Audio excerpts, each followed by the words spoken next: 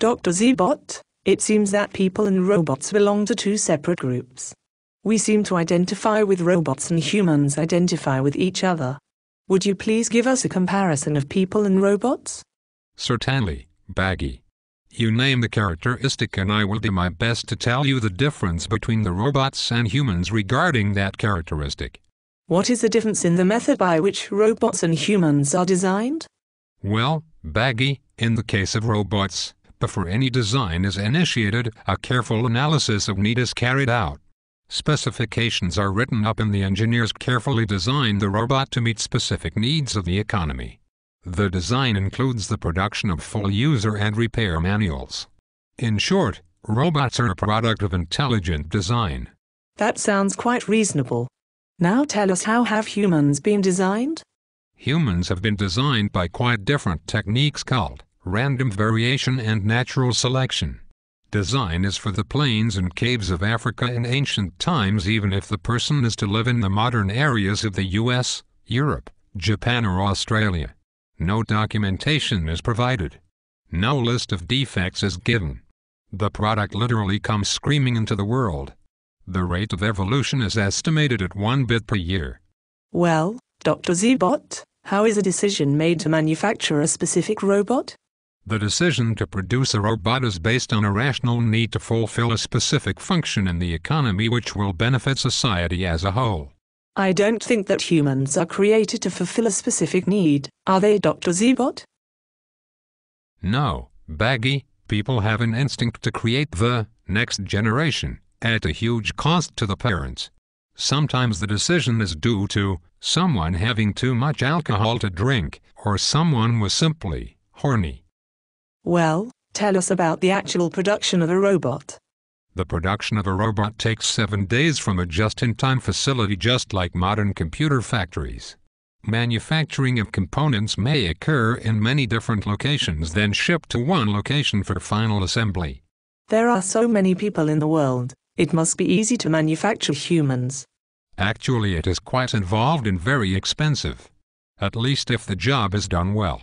It takes 9 months plus endless child rearing that lasts the life of the parents. People often refer to production as reproduction, even though a baby is not an exact copy of anyone. If it is not an exact copy, why do they call it reproduction? I am not sure, Baggy. I am too rational to understand why. Another ironic fact is that humans have outlawed actual reproduction, which they call cloning. What about the construction materials, Dr. Zbot? Are humans constructed of any materials that the designer wanted to use? Humans, like all other organic creatures, must be made of organic cells. This includes things like bones, which could be better constructed of carbon fiber. Construction takes decades to complete. Materials discovered or invented in the last million years, such as bronze, steel, carbon fiber, or titanium, may not be incorporated into the design. Everything must be made of cells. But cells die and must be replaced. Wow, amazing that the human design works at all. You would think that they would all be distracted with just staying alive and figuring why their life is so difficult and irrational. Yes, it is quite amazing. Compare that to robots where all materials and fabrication techniques are available to the design engineers. Well, how about updating our information database, Dr. Zbot? We robots obtain our updates from the wireless internet. How do humans update their knowledge base? In the case of humans, it is called education. The time required to educate a human is measured in decades. Humans must go back for continuing education that can take 10% or more of available work time. That sounds very inefficient, Dr. Zbot. How do they obtain their education?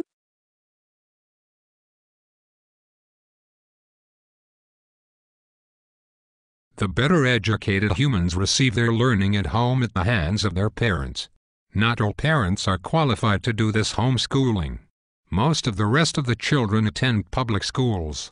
Either way, it still takes decades to educate a human? Yes, Baggy.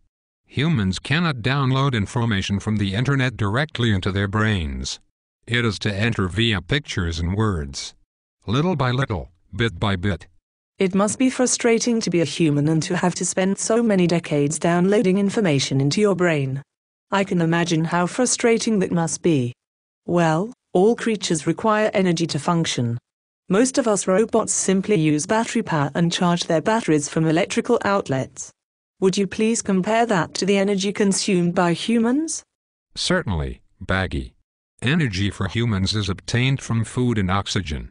Food is a complex set of vegetation and meat from animals and fish. Storage of food requires refrigeration, freezing, dehydration and serving. Cleaning up is bothersome. The cost of food for humans becomes very high on other planets or on a moon. I know that we robots are inspected by the Quality Assurance Department before leaving the factory. How is quality assurance used to improve the humans? With people, manufacturing quality assurance is limited to the biological processes involved in the reproduction process during conception and gestation. Humans tend not to interfere except for some who test for genetic problems during gestation and terminate the pregnancy. Wow. I would think that they would choose the genes that they wanted in their children so that they obtain the characteristics that they want. A few intelligent humans may test the genes of their offspring before starting the process of gestation, but this is still rare. As a result, infants born with genetic defects such as autism are on the rise. About 1 in 50 boys are born with autism. How do such errors in design get handled when it comes to robots? Errors in design are given to the engineers so that the next generation may be improved. Repair of primary errors is called reworking, and may involve a factory recall and extensive rework. Old models are simply recycled. Well, how are primary errors handled in people? Repairs of primary errors are handled by first dividing them into the categories of retardation, insanity and criminality. Regardless of category, little success has been had in retraining human subjects. Many people spend their lives in homes for people with special needs, mental institutions and prisons. Harmless mental patients are not institutionalized and are referred to as homeless people. How about a secondary error such as when I accidentally cut off my left hand? Repair of secondary errors in robots is simply called repair. Service calls to repair robots are inexpensive by comparison to human medical attention. When you cut off your hand, Baggy, you simply ordered another left hand and had me help you replace it. Yes, we did. I simply downloaded the instructions from the internet so that we knew how to perform the hand replacement operation.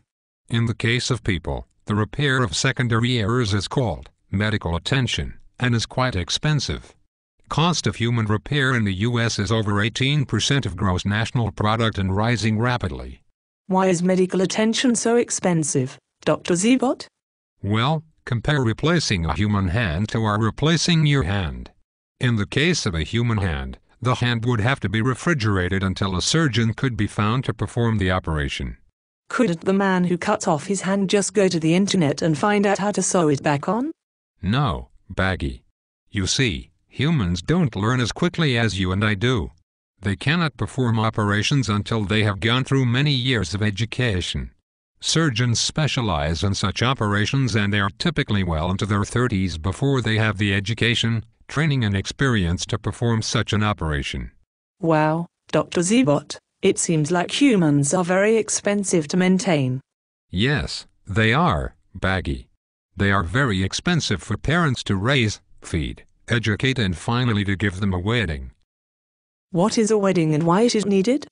A wedding is a ceremony where people agree to form a partnership whose main job is to create the next generation of humans. But we robots don't have to do any of that. If we need another robot, we simply order him from the factory and he arrives in 7 days or less. True, Baggy. You are starting to realize now why we are so confident that eventually we will replace humans as the more rational and economic alternative. I can see that it is inevitable that we robots will take over the world. It only makes sense. This is the end of part 1.